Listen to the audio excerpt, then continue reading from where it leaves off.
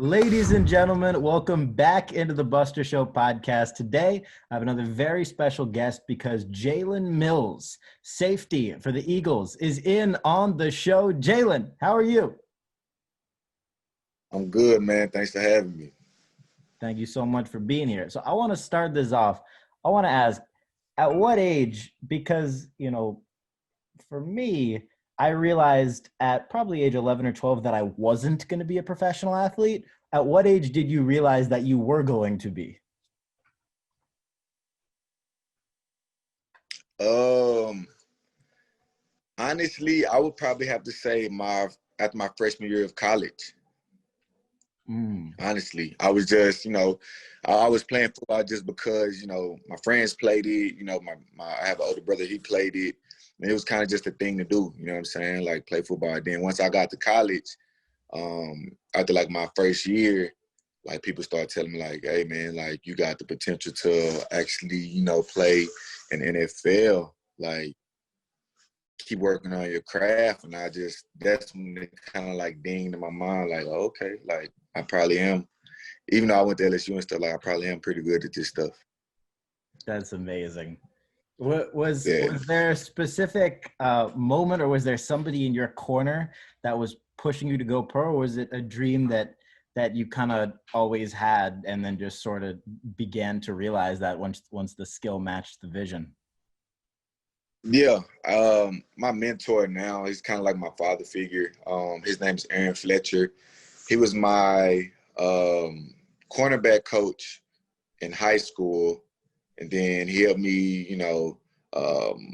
like turn my life around, like really start focusing on football and playing, in the secondary, playing safety, playing corner, and pushing me to go to different college football camps, so they could see me and see my talent in person. He actually coaches in Tulsa now. He's a DB coach there, but he's kind of the guy who like kind of set me down and was like, I see potential in you. This can be a real thing if you really want it to be, just follow my lead and I'll take care of you. So yeah, definitely him.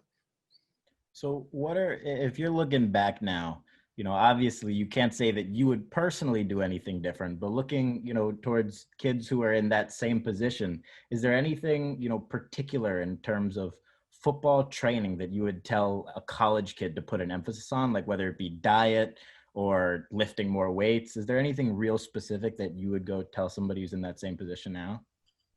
Yeah, definitely. I think the first thing would definitely be diet. I remember at LSU, me and one of my roommates, right before practice, like we're getting right out of class, tired. Now you got to go get ready for practice. Instead of going to the cafeteria, we're going to go to get the cheesy fire breads from from the pizza place. You know what I'm saying? It was and going right to practice, just saving time, getting to the facility, getting a little downtime, being lazy, and looking back on that now, when you become a pro, like this is your job. Like you wake up, you go to practice, go to meetings, go to sleep, repeat. Like this is your job. So you have to take care of what's making you your money, and that's your body. And it starts with diet for sure. Now, how does that cheesy bread diet differ from your current diet today? Are you like a no carb guy, or what are you doing? Well, no, I'm kind of like pescatarian, I'm just leaner food. I eat red meat every now and then, just for the protein and different things like that. But just eating, no fried food, baked and grilled foods only. I'm making sure like I'm getting like all of my green vegetables on each and every plate, even if that's in the morning. I'm an egg white, turkey bacon, with spinach, omelet type of guy. Like I eat really, really clean. Cause it's like with a car, with a Ferrari. If you have a Ferrari, you can't put 87 gas in it. Oh yeah. Put 93 in it. You know what I'm saying? You got to put Supreme in it. So you got to put good stuff in your body so it can work right. 100,000%. So I want to ask, how did the Green Goblin nickname come about, and where did the hair come from? Was it a stylist that suggested it? Where did that come from? Yeah, so I start with the hair first. So I'm like super big, like where I was, super big, like Dragon Ball Z fan. Before they start coming out with all these different type of episodes now, super big Dragon Ball Z fan. I actually, my senior year in college, I had like a super big mohawk, and I wanted to dye it purple, but I ended up cutting it off or whatever, and then I got drafted to the Eagles. And the Eagles, as soon as I got here, you just hear our fans, they bleed green. It's green is. I had a fan walk up to me once I got drafted and I got to the city. He was like, if you cut me right now, the blood is gonna come out of my body is gonna be green. I bleed green, like that crazy type of fans, right? So I wanted to God. show, yeah, right. I love it. So I wanted to show, my respect and I felt I was blessed, to get picked up by the Eagles for the Eagles to take a chance on me. I wanted to show that same respect and love, for the city and the team. Dyed my hair green, dyed my hair green, and after that, I guess the media or one of my coaches came up with the name and just took it in and ran with it. That's great, because not everybody gets a good nickname. A lot of people get some really bad nicknames. So Yeah. you definitely won that battle. So what as the Green Goblin, if you had to pinpoint a superpower that you either have or you wish you had, what do you think that would be? Um, I think with me, because it's kind of like two different people, right? You got Jalen Mills and then you got the Green Goblin, right? So it's like Green Goblin is activated when I come out of the tunnel. Got You know it. what I'm Got saying? So now, right? So now, I'm at home, I'm chilling, I'm Jalen, So I think it would probably be like rage, because once I feel like I get on the field and we're out there playing, it's just like emotion and rage and like fiery and different type of things like that are like how I am when I'm on the field and how I feel, because I can't turn into this person. You know what I'm saying? Totally. Now, when you mentioned, coming out of the tunnel there, is there anything you tell yourself internally that like cranks up that rage or turns you into the Green Goblin, or is that all just in the preparation? Yeah, I just tell myself one play at a time, full speed. One play at a time, full speed. That's it. I I'm gonna try that next podcast. I don't know if it's necessarily as applicable of a crossover, Yeah. um, but yeah, that's really interesting. One of the other things that I really like about you, and that isn't that common in the NFL. It's very common in the NBA, but you take your personal brand super seriously. Yeah. Um, Not everybody I mean, you've superstar quarterbacks who don't take their personal brand seriously. What to you is the importance of putting an emphasis on that side of you as a business?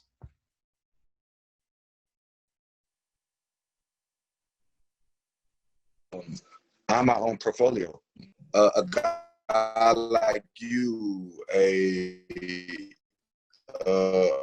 company like Nike, whatever, you know, when they see me,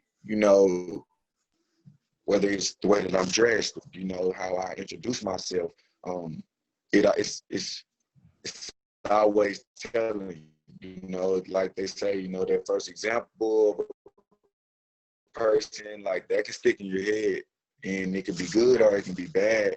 So I think the biggest thing that a guy who can hold a conversation, I try to come across as a guy who is smart, a guy who knows what he's talking about. If there is a certain subject that comes up, and even like my appearance as well, I always try to dress, appropriate, regardless of the setting. Hmm. Yeah, no, that's that's totally it. One of the other things that I wanted to ask you about, obviously your background matches you because you have a portrait of yourself behind you, as well as of your girlfriend. And that, like the duo of you guys on social media is it's so unique and it's so great. And I'm a fan of you guys as a couple and duo. And I love how much you integrate that into your personal brand. But I wanted to ask, because I had this discussion on a podcast recently. Um, how do you remain on top of your game on the field and on the professional side of everything while, still having a healthy relationship? I'm curious your take on that. Yeah, I could say it starts off first with my girlfriend knowing, that I am in season. She played big time college basketball, so her being an athlete also helps as well. But definitely, knowing I'm in season, I'm gonna wake up early. I'm gonna get here late. Even when I get here, um, I'm gonna have to watch film and different things like that. So I think with that it's definitely 50-50. Half of her being an athlete, the other half of knowing the situation. So that helps a lot. Even with my diet and eating. She's a great cook, so she cooks as well. She's, like I said, she's cooking the diet that I need, not no fried food, no type of thing like that, grilled and baked foods.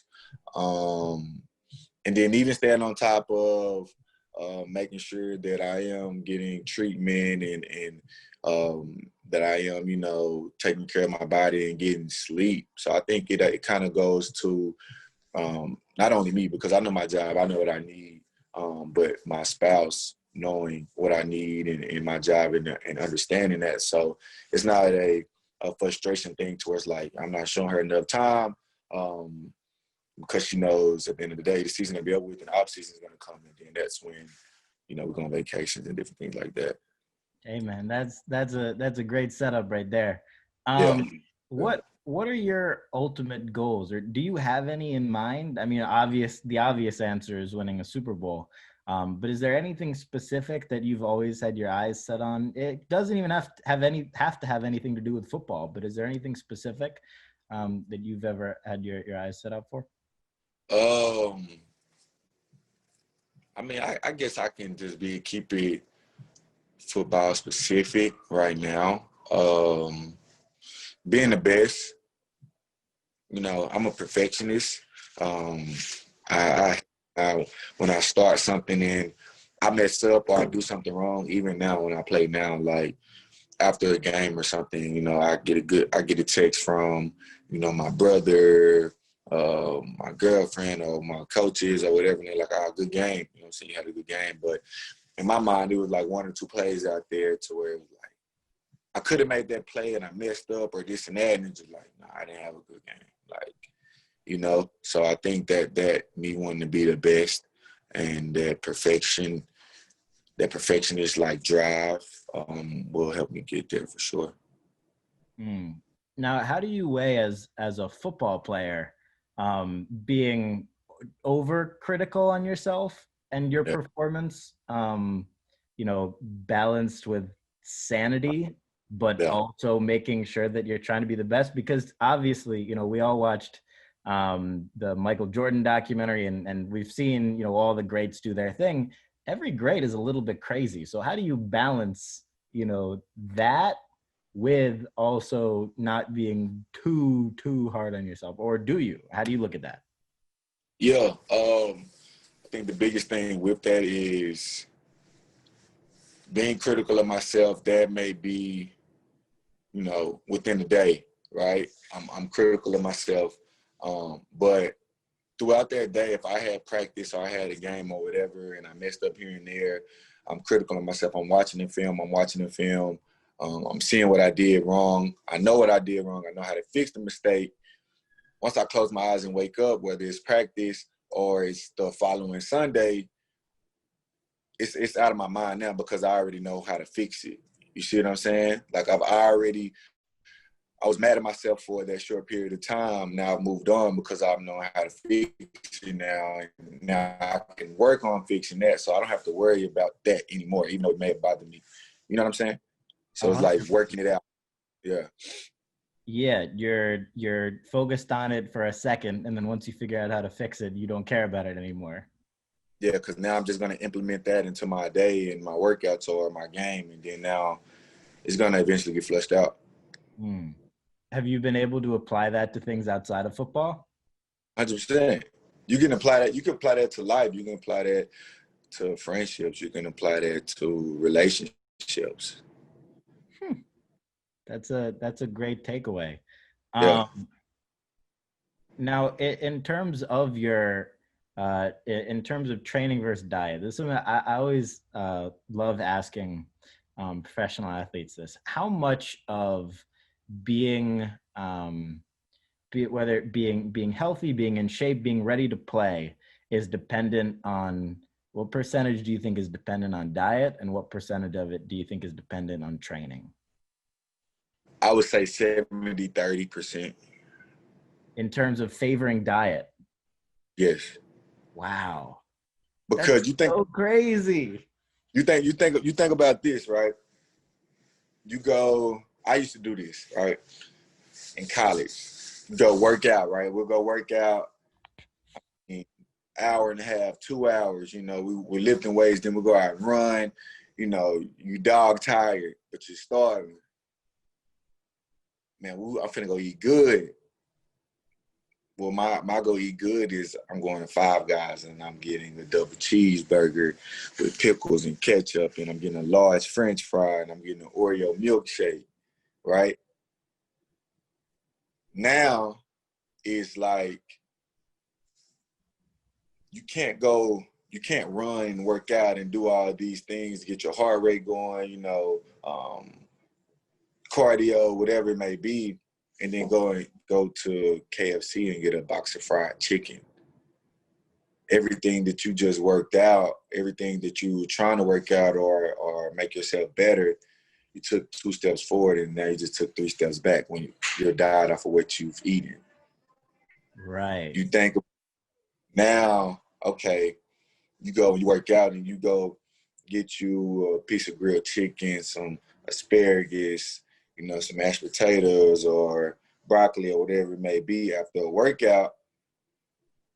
Your body's still burning after you work out. Like, your body doesn't stop burning, like, once you stop working out. Like, so you're still burning. So you might as well burn those good fats, those good foods, and that's, that's what's going to help you get in shape better, get in shape faster because of what you're eating. Mm. Yeah, no, it's 100% true. And also, from personal experience, just like whenever you eat a lot of bread or like a burrito or whatever it is, you got to take a nap. Yeah. Like, I feel like it's crazy. The ice is crazy. Yeah. Crazy. It's literally like a drug, almost. It just puts you, it just kills your energy. Whereas, the misconception, and we had this great health coach on the podcast who talked a lot about, just how like eating healthy is terrible at first, but then the after effects, to make it feel like, what you thought you were getting from the terrible food. Right. And that definitely tends to reign true in both the sports world and just for everybody, because I think it benefit everybody to eat healthy. Yeah, I agree. Your video is so clear now, by the way.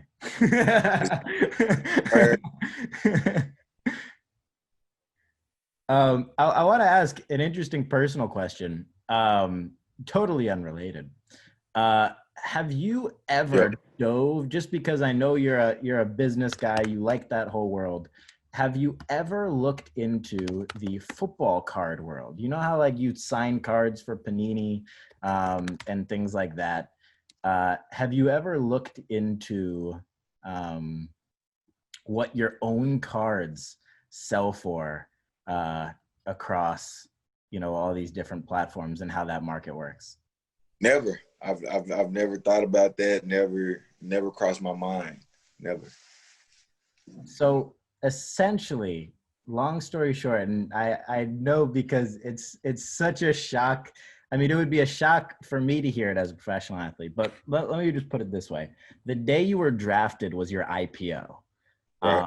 It was your initial price offering, and that, depending on how good fans thought that you were going to be, that set your market value. And then after, you started to play better, your value goes up. So somebody that bought 10 cards, the day that you were drafted for $10, and now I'm cross looking at eBay while I'm doing this, and there are cards of yours going for 50, 100, so on and so forth each. And there are thousands and thousands of them. So people that bought when you were drafted, they may have 5x'd on their money thanks to your play. So there are definitely some people out there that I will say thank you on their behalf. Yeah, that's crazy. That's crazy. But so now, if I were a professional athlete, what I would do is I would go and buy a lot of my own cards to invest back in myself, and then I would have even more incentive to play well. That's crazy. That's I might take that idea and run with it. Totally. And it's also just it's fun to have and do things of that nature with. Not to mention how insane some cards are selling for. There was a Giannis Antetokounmpo card. He by the way just re-signed in Milwaukee, but there was a card of his that sold for $1.2 million the other day. And it was only made in 2014. It's not like we're talking about like a Babe Ruth or somebody like that. Yeah, that's crazy. But I always like your reaction is the best part about that, because it's so like you have you are your own publicly traded company. That's really the point of it all. Yeah. Definitely now that I didn't know the card business, like sport card business, was like even that crazy. Oh yeah. And the craziest part about it too is you don't have to be any specific age to do it, right? So Yeah. I'm 20. I couldn't legally gamble. I couldn't, legally do a lot of things. Whereas, for any 14, 15, 16-year-old, they can go out and invest in a player through their card. So it's like investing in stock, but before you're legally able to. And, for gambling as well, because obviously that's one of the things that makes the NFL, both from fantasy sports and just from people betting on games, so in such a gigantic business. But it's not legal in every state. Yeah. This is. So it's interesting. Yeah, that's crazy. Crazy.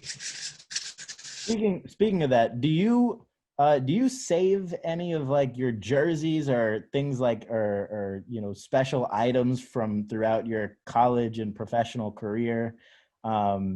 Or do you have other players given you things? Is there anything really special to you in of that nature? Yeah, I have of course my Super Bowl jersey. I have my one of my rookie jerseys. I've from my rookie season up till now, well, not now, after this season, I'll do it. I always keep all of my helmets. And also, I went to LSU, of course. A lot of guys from LSU that I play with are in the NFL. So when I come across them and I play them, we swap jerseys. It's LSU, family thing. So I got a lot of like guys I played with, guys I looked up to before I got to college, and they went to LSU, and I got there and they respected how I played, and I've traded with. So it's definitely, I got some stuff, some good stuff. That's awesome. Yeah. You ever trade anything with Odell?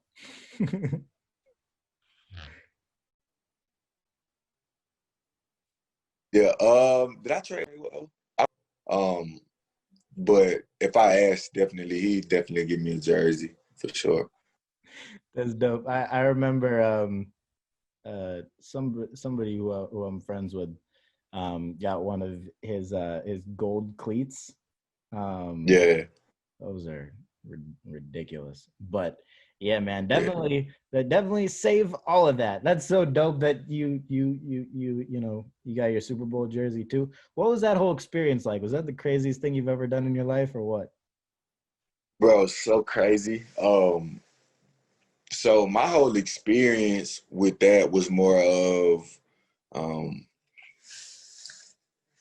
usually I go out to pregame, work out, warm up, run around. You always see guys on TV, throwing the ball around, whatever. I didn't even go out to pregame. Um, I didn't want to like, what do they call it? Like they tell us to simmer, for like primetime games and night games. You want your energy level to simmer. You don't want to peak too fast. So I didn't want to go out in pregame and see all the craziness going on, and then I peak because I'm excited. So I'm getting ready inside, and it was like as soon as we came outside of the tunnel, man, it was like lights everywhere, cameras everywhere. You had um, Beyonce and Jay-Z over here. You had Floyd Mayweather over here with all this jewelry on. Steph Curry over here. It was like people everywhere. And then the lights, they just seemed like they were a thousand times brighter. But I think for that game, though, the biggest thing, like I told myself, and I was kind of preaching also to like, we're not gonna let this moment pass up on us, right? So regardless if you won, because we had guys who won Super Bowls, who won national championships. Like I was a guy from Pop Warner football, junior high, high school, college. Like I never won like a national championship or like a Super Bowl, right? Well, you get bowl games in college and stuff like that, but I was like, you hear about guys playing 15 years, never going to the Super Bowl, like getting to the Super Bowl and never winning. So I was just like, I'm not gonna let this moment pass up. I'm not gonna let this moment pass up. And just throughout the game, as the game was going, the clock eventually just hit zero, and it was just like, man, like confetti started falling, and it's just like, shh, we did it. And then I remember kind of like going into my locker and like just like feeling exhausted, but like completed, but then like also like incomplete because now it's just like, all right, I'm tired. We did that. We won. What now? Like, what do we do now? You know what I'm saying? Like, like now it's like, all right, now another one. So it was definitely a crazy feeling for sure. For sure. Oh man. Yeah. When you're on the field though, is there any thought in the back of your head that 200 million people are watching or whatever the number is, or do you try not to think about that too much? Yeah, I think um, I'm so used to it now. Like in high school, I remember high school my senior year, we played like I think like a district game or something like that. 10,000 people at the game. It's not even the playoffs. It's not even state championship. 10,000 people. Jeez, You man. know, I go to college. I'm playing in front of 100,000 people. So I think now it's just to the point to where, and I play defense too, right? So it's like I can use the fan to my advantage sometimes, especially like we're playing at home or stuff like that. Like you can use the fan to your advantage because you play defense, you make a good play, a good tackle or interception or whatever, you know, you can like come on, you know what I'm saying? You can turn them up, so you can kind of use that energy to bounce off you. So I think kind of me, I kind of think it's an advantage. Hmm. Advantage. That's great. I mean, Yeah, I swear you can take anything and use it to an advantage. Just a matter of how you think about it, to your yeah, point. Um, yeah. now in college, what was it like to be that kind of player on campus? Was it just was it a never ending party minus the drinking and stuff, or what was it? Man, honestly, I wasn't even a guy. Well, freshman year, you want to go out, you want to see, where people are, going out, hanging out. But I think after that, like going into my sophomore year, like I said, I kind of realized, like, and people telling me, like, hey, this is a thing that you can do. Like, you have potential to go to the NFL. I think, like, after my freshman year that summer, going into that next year, I just kind of locked all the way in, and didn't, like, let the moment get too big for me, get too small, like, regardless if I was making plays or not, getting congratulated on campus or not. It was just always trying to stay consistent, having one goal in mind, and, that was getting to the NFL. So I think with me, kind of being a little strong-minded a little bit, definitely helped for sure. Now, how do you keep yourself humble? Because that's something, that I think is a tremendous skill for anybody or a superpower for anybody that has. How do you do that for yourself? For myself, because you have people who have different type of experiences, different type of ways to cope for different things, and put certain things aside. I think for me, for myself, kind of like I said, like competitive sports, like I've never won anything big. Like I've always been on like the losing side. I've always been a guy, like coming out of college, I was like a 2-star, and then I got my offer from LSU, and it made me a 3-star. Like I wasn't a 5-star athlete, like a guy coming in, like I got drafted 7th round. You know what I'm saying? I wasn't a 1st rounder. So I think it's with me more of A chip. yeah, always having to climb uphill. Always having to climb uphill, and then when success comes, like reminding myself, like remember, how you felt when this and this happened. Remember how this felt. Like so, it's like I'm starting to feel myself now. Like like I've arrived. Like that's what coaches say. Like you haven't arrived yet. Don't feel like you've ever arrived when playing sports. So I think that's what helps for sure. Yeah, no, it's probably better that way too, honestly, because otherwise, I mean, what we all see with so many like superstar college athletes and across sports is, that is very dangerous because there isn't anywhere to go up from there, and it often results in not doing your best, not trying your hardest, or getting caught up in other things. We see that all the time, but it's really interesting too, when you look at all, like a lot of superstar players, like Brady obviously wasn't a top pick. Michael Jordan didn't make his high school. Like everybody has those things that they overcame. Do you think there is a real correlation there between it being an advantage if you're sort of able to make it one, not being a top pick or highly recruited, and how are you sort of able to take that and use it to your advantage rather than like sort of sulk in it?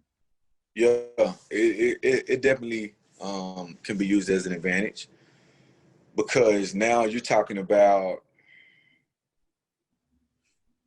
my motivation is different than your motivation, like then everybody always throwing stuff at you, and my motivation is different. My my my attention to detail is different. Like I'm making sure like my like for example, my diet, the way that I'm working out, um what I'm working on, catching the ball, my footwork, like things that a person who, may be a 1st rounder, who may be, people label them as this great superstar, and they just may have relaxed, for a day or two in the off season, or a week, or in the off season, when now you got a guy like myself. I give myself off days, but I'm not relaxing. So it's like you use that as like a fuel. 100%. No, that makes Yeah. sense. Um, Now, how do you sort of take that, you know, from the position that you're in now? Well, also another interesting thing about that too is you also don't have the pressure that other people have. The only pressure is really internal and from the people who know you. Whereas, you know, like a star quarterback coming out of school is going to have, you know, the pressure of an entire country of people betting for, against, everything in between. So that is sort of a unique Yeah. advantage, that you don't have that. Um, but yeah. Hmm. So I want to go back to to touch Yeah. on your personal brand again. Do you have, are you, do you think about, you know, sort of diversifying yourself across social media, or are you just a big Instagram guy, or do you have a second favorite platform after that? Yeah, I got Twitter. I got Twitter. I'm on Twitter every now and then. You know, I might tweet a picture out, you know, try to say some words that are know then a little bit, but not too much. So really just Instagram and Twitter. I do have a Facebook. Um, that's more kind of like fan favorite too, you know. But I think my number one and number two are Instagram and Twitter. Hmm.